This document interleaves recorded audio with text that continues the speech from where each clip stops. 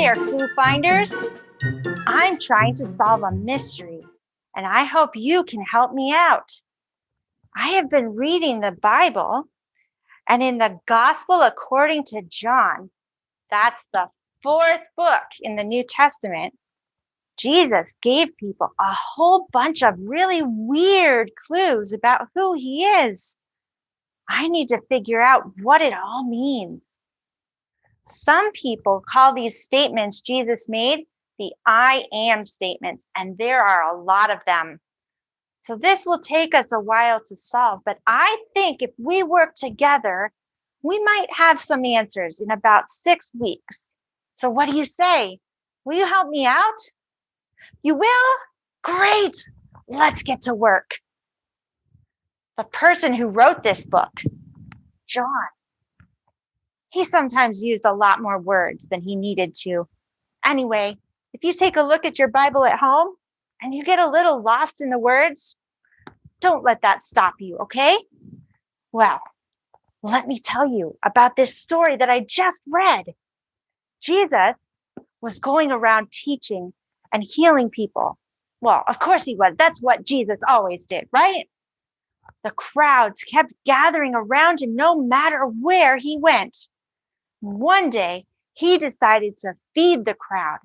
So he used the loaves of bread and fishes from a boy in the crowd and managed to feed everyone there, thousands of people. And then they had a bunch of basketfuls of bread left over, just from a few little loaves of bread.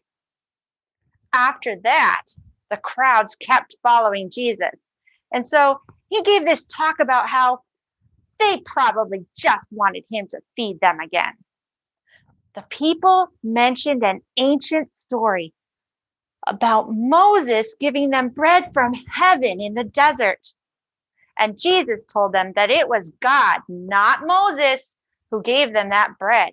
Well, then Jesus said, I am the bread from heaven. And a little later, he said, I am the bread of life. And that's our first clue. What did Jesus mean calling himself bread? You know, back in March, when we had to start staying home, it got really hard to find some things at the grocery store, things like bread. People were stocking up on basic supplies, so they didn't have to go out very much.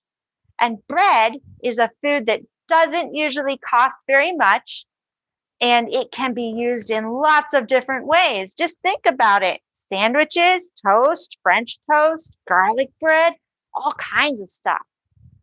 All through history, when people had to go without lots of different types of food, bread was one thing they could rely on. It's not fancy, but it keeps us alive. In that ancient story about God providing bread from heaven, it kept the ancient Israelites alive while they were living in the desert. When Jesus called himself the bread of life or bread from heaven, maybe he was telling them that God was somehow going to use him to give people life. What do you think? For our younger clue finders, why don't you count how many times bread shows up in a meal this week? Each time you have bread, think about how that bread gives you nutrients and energy.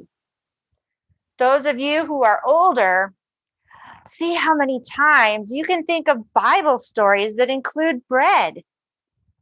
Does the bread have a special role in a story, or is it just there? See if you can imagine how Jesus might be like that bread in our lives. Next week, we'll look at our next clue. We'll put it right up here on the board and see how they're connected.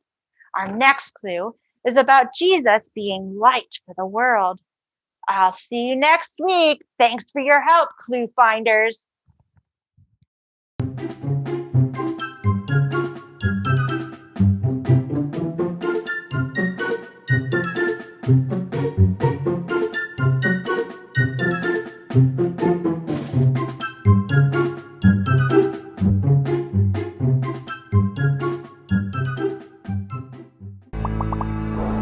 Join us for worship, Sundays at 10 a.m.